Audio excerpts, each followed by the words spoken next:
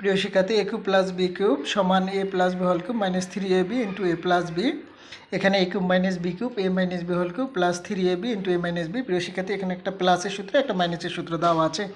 আমি দুইটা অঙ্ক এখানে দিছি, দেখেন একটা প্লাসের সূত্র একটা মাইনাসের সূত্র দিই। প্রথমে প্লাসের সূত্রটা করব।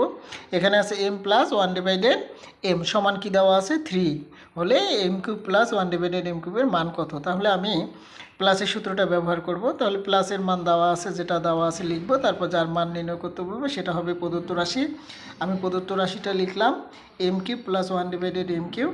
তাহলে এটা সূত্র হলো a কিউব প্লাস b কিউবের সূত্র, অর্থাৎ a plus b whole cube, অর্থাৎ m প্লাস 1/m। a মানে হলো m, b মানে হলো 1/m। সূত্রের কিউব মাইনাস 3ab, a মানে হলো m, b মানে হলো 1/m into a plus b, অর্থাৎ m প্লাস 1/m।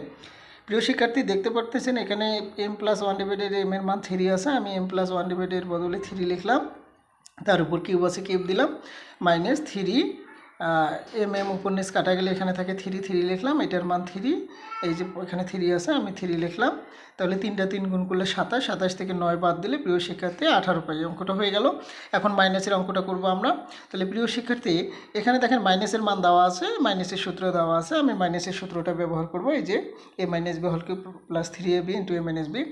তাহলে a কিউব মাইনাস b কিউবের সূত্র a মানে m, b মানে 1/m, অর্থাৎ a minus b whole cube plus 3ab into a minus b। প্রিয় শিক্ষার্থী মাইনাস এই যে মাইনাস 1/m মান দেওয়া আছে 3, আমি এর বদলে এখানে 3 লিখলাম, কিউব আছে কিউব প্লাস 3 m উপর নিচ কাটা, এটার মানে যে দেওয়া আছে 3, আমি 3 লিখলাম। তাহলে 3 গুণ করলে 27, 3 3 কে 9, 27 আর 9 যোগ করলে আমি পাচ্ছি 36।